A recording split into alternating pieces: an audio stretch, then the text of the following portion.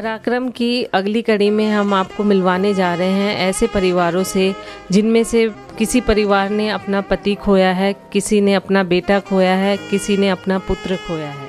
मिलते हैं आज हम एक ऐसे ही परिवार से जिनका बेटा दिल्ली पुलिस में कांस्टेबल पोस्ट पर कार्यरत थे और कोरोना महामारी के दौरान उन्होंने अपनी जिम्मेदारी निभाते हुए अपनी जान गंवा दी। मिलते हैं हम यादव परिवार से योगेंद्र यादव जी के पिताजी जगदीश प्रसाद यादव जी से।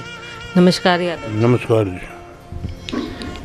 यादव जी, कोरोना महामारी के दौरान योगेंद्र जी की ड्यूटी कहाँ थी और वो कहाँ पर तैनात थे? ये उनकी जो है थाना मियांवाली में ड्यूटी होती थी और नाइट में जो है ना पेरागढ़ी जो है पिक्ट के ऊपर जो है ना चेकिंग वगैरह में रात को ड्यूटी होती थी उसकी कंटिन्यू।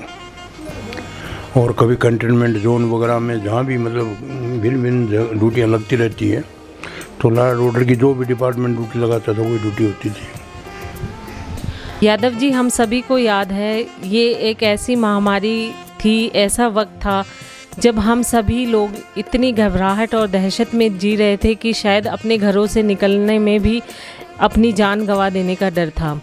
ऐसे में जब योगेंद्र जी घर से अपनी ड्यूटी के लिए जाते थे तो आप सब लोगों के मन में, आपके परिवार के, उनके बच्चों के, उनकी पत्नी के मन की क्या मनोस्थिति रहती थी और कितनी घबराहट और कितनी चिंता रहती थी आपको? नहीं मैडम जी, मैंने तो खुद दिल्ली पुलिस में नौकरी की है, इसलिए मैं तो जानता हूँ ये 100 साल की महामारी थी।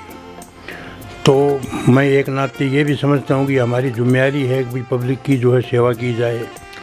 और वो रोज़ाना नहीं आता, दूसरे तीसरे दिन कपड़े नीचे से लेकर चला जाता था और अपने धुलाने के लिए दूसरे कपड़े यहाँ लेकर चला जाता था। और हम उनको हिदायत भी करते थे भी बड़ी सेफ्टी से नौकरी करना, सारी चीज़ें करना।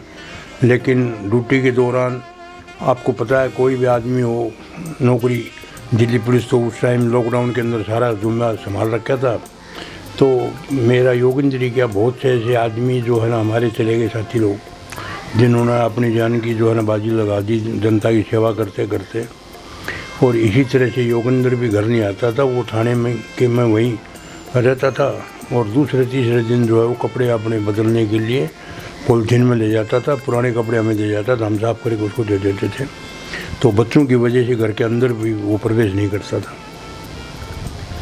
तो क्या कभी उन्हें अपनी ड्यूटी के दौरान ऐसा लगता था कि मेरी ड्यूटी या मेरा परिवार, उनमें से मेरे लिए क्या ज़रूरी है, और अपने परिवार को लेकर, आप दोनों अपने माता पिता को लेकर उनके मन में कोई चिंता या घबराहट रहती थी?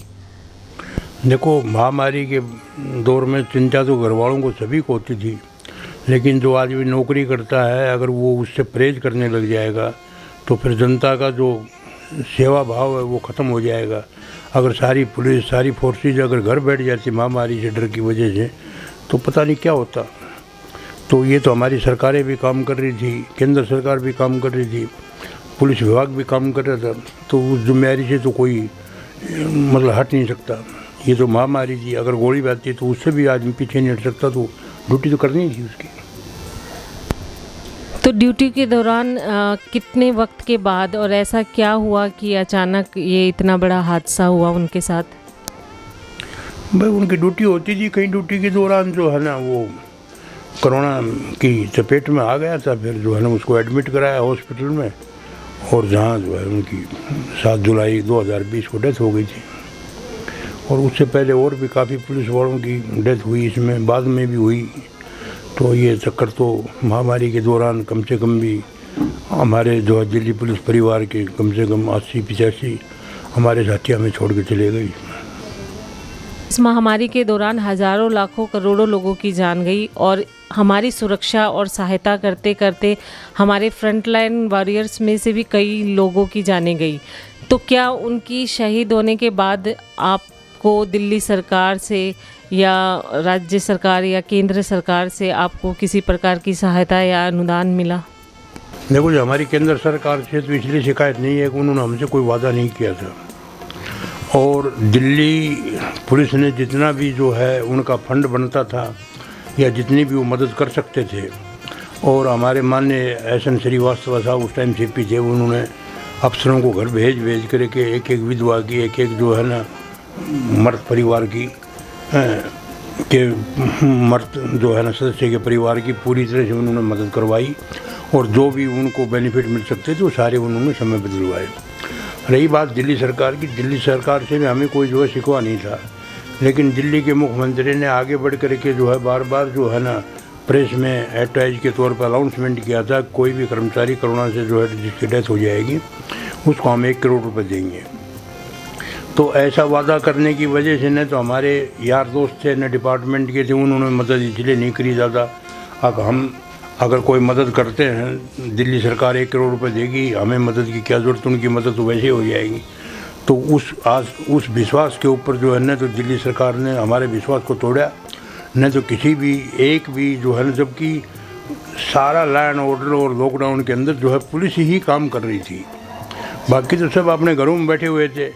सप्लाई चेन वगैरह सारी चीज़ों का जो है ना लेखा जोखा, सबको कंटेन जोन में रखना है, सबको चेकिंग करना, ये सारा पुलिस का वर्क था। दिल्ली का हर नागरिक जानता है कि भाई उस टाइम दिल्ली पुलिस ने कितना काम किया और ये नारा भी लग गया, अब दिल्ली पुलिस दिल की पुलिस। लेकिन उसके बावजूद भी जो है ना हमारे माननीय CM केजरीवाल जी ने जो है दिल्ली पुलिस के सभी जो है मतलब जो शहीद हुए इस महामारी के अंदर, उन परिवारों के साथ इतना जो है मतलब अशोभनीय बर्ताव किया, जिससे हमारे कम से कम 90 जो है हज़ार जो कर्मचारी हैं वो भी साथ हैं। यादव जी, योगेंद्र जी अपने पीछे अपनी पत्नी और 2 बच्चों को छोड़ गए हैं, तो क्या बच्चे और उनकी पत्नी ने इस सच्चाई को स्वीकार कर उन्हें अपने आप को आने वाले भविष्य के लिए तैयार कर लिया है? देखो जी, ऐसा है कभी कोई आदमी जो जाता है उसको आदमी भूल तो नहीं सकता है, और न माँ बाप के दिमाग से बात निकलती है, लेकिन एक दूसरे को देख करके हम अपने जो है पोते और बहू को जो है सांत्वना देते हैं, वो हमें देते हैं। एक दूसरे की मदद से अब आगे तो बढ़ना है। अब पीछे लौट कर देखोगे तो बार बार दुख आगे आएगा, तो आगे बढ़ने के लिए जो है ना अब सोचना होगा। ये तो जो है सृष्टि का नेम है, हर एक आदमी को जाना है। ठीक है, उनकी ड्यूटी थी, अपना कर्तव्य पूरा किया जितना था वो। हमें उस बात की खुशी है कि भाई चलो अपनी ड्यूटी करते हुए और लोगों की सेवा करते हुए जो है ना शहीद हो गए। जी बिल्कुल यादव जी, योगेंद्र जी अपने पीछे अपना नाम और अपने साहस की छाप छोड़ गए हैं। आपने अपना कुलदीपक खोया है, तो आप खुद भी दिल्ली पुलिस में कार्यरत रहे हैं, तो आपको क्या लगता है कि कभी कभी इंसान के मन में एक मनोस्थिति ऐसी हो जाती है जब उसके लिए ये सोचना ज़रूरी हो जाता है कि क्या मेरे लिए देश सेवा ज़रूरी है, देश सेवा सर्वोपरि है या परिवार? तो ऐसे में आपकी अपनी और आपके पुत्र योगेंद्र जी की क्या सोच थी? देखो ऐसा है, मैं तो खुद जो है पुलिस में रहा हूँ। एक पुत्र होने के नाते तो माँ बाप का हर बार दिल धड़कता है, बच्चों का भी धड़कता है, वो चीज़ अलग है। लेकिन अगर दूसरी तरफ जैसे मैंने नौकरी करियर जो है इतने दिन तक एक शपथ ले करके दिल्ली पुलिस में जो है अपने पूरी निष्ठा से जो है काम करके मैं रिटायर हुआ हूँ, उस अगर लिहाज से मैं सोचता हूँ तो फिर ऐसी मौतें और ऐसे तो जो है ना शहीद होते रहेंगे अपनी ड्यूटी करते करते। ये कोई आखिरी अंत नहीं है। इसमें ड्यूटी में जो है ना कभी किसी को बदमाश को पकड़ते वक्त, कभी लोगों की मदद करते वक्त, कभी किसी तरह से ये हादसे होते रहेंगे और हमारे साथी हमें छोड़ के जाते रहेंगे। जी बिल्कुल बिल्कुल सच कहा। और हमारे देश का सौभाग्य है कि आप जैसे माता पिताओं के बच्चे, उनके संतानें ही जो है इतने साहस और इतना मनोबल अपने आप में लेकर आते हैं कि वो देश के लिए अपनी जान न्यौछावर करें और अपने देश के लिए अपने प्राणों की आहुति देने से भी पीछे ना हटे। तो बहुत बहुत धन्यवाद यादव जी। हमारी टीम, हमारा देश सब हमेशा आपके साथ हैं, हर सुख दुख हर घड़ी में आपके साथ हैं। बहुत बहुत धन्यवाद। जय हिंद, जय भारत। जय हिंद।